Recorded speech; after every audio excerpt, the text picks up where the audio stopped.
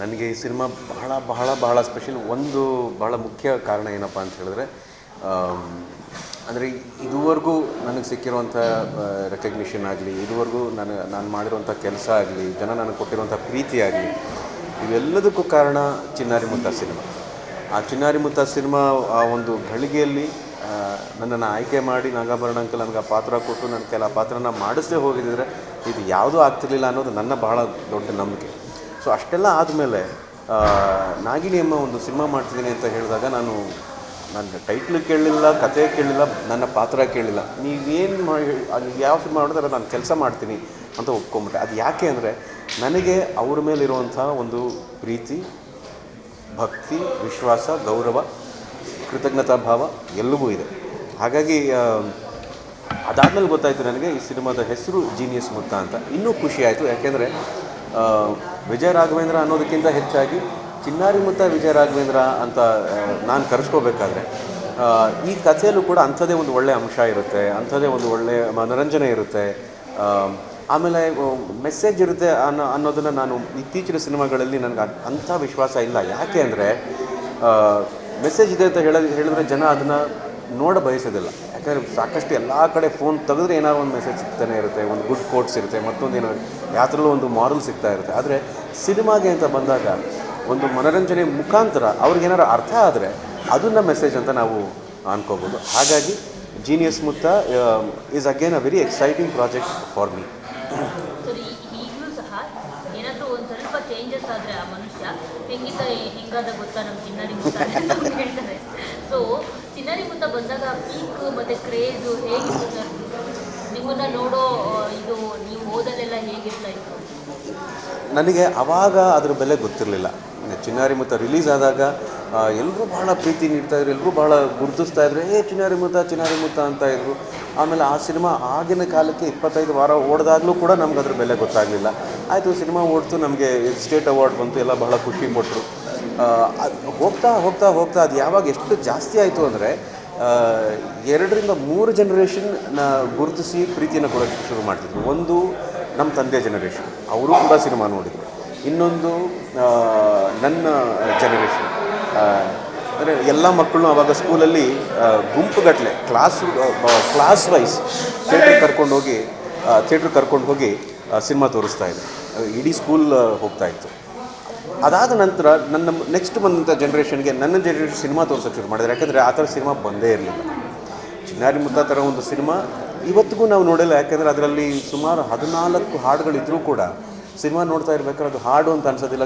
Cinema ಕತೆ ಜೊತೆ ಹೋಗ್ತಾಯಿತ್ತು. ಭಾಳ ಒಳ್ಳೆ ಸೀನ್ಗಳಿದ್ವು. ಅದನ್ನು ಬಹಳ ಚೆನ್ನಾಗಿ ಬರೆದಿದ್ರು ಎಚ್.ಎಸ್. ವೆಂಕಟೇಶ್ ಮೂರ್ತಿ ಅಂಕಲ್, ಸಿ ಅಶ್ವಥ್ ಅಂಕಲ್ ಅವರ ಸಂಗೀತ ಇತ್ತು, ನಾಗಾಭರಣ ಅಂಕಲ್ ಅವರ ನಿರ್ದೇಶನ, ಗೌರಿಶಂಕರ್ ಅವರ ಛಾಯಾಗ್ರಹಣ, ಆಮೇಲೆ ಆರ್ಟಿಸ್ಟ್ಗಳು ಅವಿನಾಶ್ ಸರು, ತತ್ತಣ್ಣ, ಸುಂದರ್ರಾಜ್ ಅಂಕಲ್, ಕೃಷ್ಣೇಗೌಡರು, ಭಾಳ ಭಾಳ ದೊಡ್ಡ ನಟರ ಜೊತೆ ಕೆಲಸ ಮಾಡುವಂಥ ನನಗೆ ಸಿಕ್ಕಂಥ ಅವಕಾಶ ಅದಷ್ಟೇ. ಮೂವಿ ಬರ್ತಿದೆ ಅಂತ ಸೊ ಎಲ್ಲ ಮಕ್ಕಳು ಹೋಗಿ ನೋಡ್ತಾ ಇದ್ರು, ಮತ್ತು ಇಂಪ್ಯಾಕ್ಟ್ ಮಾಡ್ತಾ ಇತ್ತು ಆ ಸಿನಿಮಾಗಳು ಮಕ್ಕಳ ಮೇಲೆ. ನಾವು 90s ಎಷ್ಟು ಸಿನಿಮಾಗಳು ನೋಡಿದ್ವಿ ಸ್ಕೂಲ್ ಡೇಸಲ್ಲಿ. ಸೊ ಈಗ ಅದು ಕಾಲಕ್ರಮೇಣ ಕಡಿಮೆ ಆಗಿದೆ. ಜೊತೆಗೆ ಮಕ್ಕಳು ಸಿನಿಮಾ ಬಂದ್ರೂ ಅದು ಮಕ್ಕಳವರೆಗೂ ರೀಚ್ ಆಗ್ತಾ ಇಲ್ಲ, ಮತ್ತು ಆ ಮೆಸೇಜ್ ಕೂಡ ಯಾರಿಗೂ ತಲುಪ್ತಾ ಇಲ್ಲ ಅನ್ನೋ ಸ್ಥಿತಿ ಇರುವಂಥದ್ದು. ಈಗ ಅದ್ರ ಬಗ್ಗೆ ನೀವು ಯಾವತ್ತಾದರೂ ಥಿಂಕ್ ಮಾಡಿರೋವಂಥದ್ದು? ಇಲ್ಲ, ಖಂಡಿತ ಯೋಚನೆ ಮಾಡಿದ್ದೀನಿ. ಖಂಡಿತ ಆ ಥರ ಪ್ರಶ್ನೆಗಳು ಬಂದಿದ್ದಾವೆ, ಅಂಥ ಯೋಚನೆಗಳನ್ನ ನಾನು ಮಾಡಿದ್ದೀನಿ.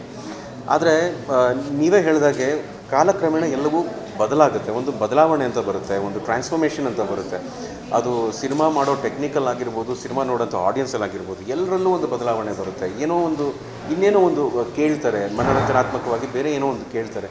ಅದನ್ನು ಅವ್ರಿಗೆ ತಲುಪಿಸ್ಬೇಕು ಅಂತ ಅನ್ನೋ ಮಾತಿದೆ, ಬಹಳ ಸತ್ಯ. ಅದು ಮಕ್ಳಿಗೆ ತಲುಪಿಸ್ಬೇಕು ಅಂದರೆ ಅದಕ್ಕೆ ಅಡಚಣೆಯಾಗಿ ಹಲವಾರು ಮೀಡಿಯಮ್ಸ್ ಇದೆ. ಅಂದರೆ ಅವ್ರಿಗೆ ಸಿಗ್ತಾ ಇರೋವಂಥ ಇನ್ಫಾರ್ಮೇಷನ್ ಆಗಿರ್ಬೋದು, ಅವ್ರಿಗೆ ಸಿಗ್ತಾ ಇರೋವಂಥ ಎಂಟರ್ಟೈನ್ಮೆಂಟ್ ಆಗಿರ್ಬೋದು. ಯಾಕಂದರೆ ಅವರು ಟಿ ವಿ ಹತ್ರ ಬರೋಕ್ಕೆ ಮುಂಚೆ ಅವ್ರ ಮಧ್ಯದಲ್ಲಿ ಒಂದು ಫೋನ್ ಇರುತ್ತೆ ಅಥವಾ ಒಂದು ಐಪ್ಯಾಡ್ ಇರುತ್ತೆ.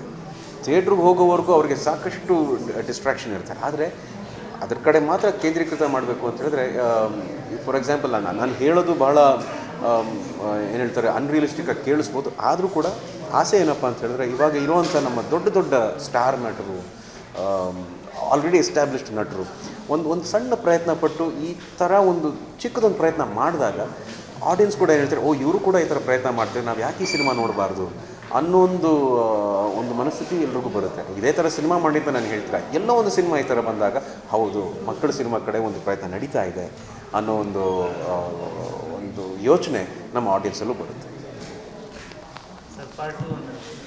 ಹಾಂ ಹಾಂ ಅಯ್ಯಯ್ಯೋ ಶೌರ್ಯನ ಬಿಟ್ಬಿಡ್ರಪ್ಪ, ಅವ್ನು ಆರಾಮಾಗಿ ಸ್ಕೂಲ್ಗೆ ಹೋಗ್ಕೊಂಡು ನೆಮ್ಮದಿಯಾಗಿದ್ದಾನೆ. ಇಲ್ಲ, ಚಿನ್ನಾರಿ ಮುತ್ತ ಪಾರ್ಟ್ 2 ಮಾಡಬೇಕು ಅನ್ನೋ ಆಸೆ ಏನೋ ನನಗೂ ಇದೆ, ನಾಗಾಭರಣ ಅಂಕಲ್ಗೂ ಇದೆ. ಆದರೆ ಅದಕ್ಕೆ ಸರಿಯಾದ ಕಥೆ ಕೂತ್ಕೋಬೇಕು. ಈಗ ಆಬ್ವಿಯಸ್ಲಿ ನಾವು ಚಿನ್ನಾರಿ ಮುತ್ತ ಮಾಡಿದಾಗ ಸತ್ಯವಾಗ್ಲೂ ನನಗಂತೂ ಬಿಡಿ, ನನಗೆ ಆ ವಯಸ್ಸಲ್ಲಿ ನನಗೆ ಆ ಥರ ಸಿನಿಮಾ ಆಗುತ್ತೆ, ಆ ಥರ ಒಂದು ಯಶಸ್ಸಾಗುತ್ತೆ ಅಂತ ನನಗೂ ಗೊತ್ತಿರಲಿಲ್ಲ. ಇವತ್ತಿಗೂ ನಾಗಾಭರಣ ಅಂಕಲ್ ಕೇಳಿದ್ರೆ ಅವ್ರು ಹೇಳೋದನ್ನೇ, ಅದು ಆ ಥರ ಸಕ್ಸಸ್ ಆಗುತ್ತೆ ಅಂತ ನಮಗೆ ಗೊತ್ತಿಲ್ಲ. ಒಂದು ಒಳ್ಳೆ ಸಿನಿಮಾ ಮಾಡಬೇಕು, ಒಂದು ಗುಣಮಟ್ಟದ ಸಿನಿಮಾ ಮಾಡಬೇಕು ಅನ್ನೋ ಥರ ಸಿನಿಮಾ ಮಾಡಿದ್ವಿ. ಶ್ರೀಧರ್ ಅಂಕಲ್ ಆಗಲಿ, ಶಾಂತಮ್ಮನವರಾಗಲಿ, ಸುಧಾರಾಣಿಯಮ್ಮವರಾಗಲಿ ಎಲ್ಲರೂ ಕೂಡ ಸಿನಿಮಾದಲ್ಲಿ ಕಾಣಿಸ್ಕೊಂಡಿದ್ರು. ಅಂದರೆ ಆ ಥರ ಒಂದು ಕೂಡ್ಕೊಂಡು ಬರೋವಂಥ ವಿಚಾರ ಆಗಬೇಕು. ಸೊ ಅದು ಆಗಲಿ ಅಂತ ನಾನು ಆಶಿಸ್ತೀನಿ ಅಷ್ಟೇ. ಸ್ವಾದಿಷ್ಟತೆಯ ಸ್ವಾದ, ತಾಜಾತನದ ಆಹ್ಲಾದ, ಉತ್ತಮ ಆರೋಗ್ಯ ಮತ್ತು ಹೆಚ್ಚಿನ ರೋಗ ನಿರೋಧಕ ಶಕ್ತಿಯ ವೃದ್ಧಿಗೆ ಈಗ ನಿಮಗೆ ಸಿಗುತ್ತಿದೆ ಉತ್ತಮ ಗುಣಮಟ್ಟದ ಪೌಷ್ಟಿಕಾಂಶ. Shri Vaidik millet health mix, ಇದು ಸಿರಿಧಾನ್ಯಗಳ ಸಂಪತ್ತು.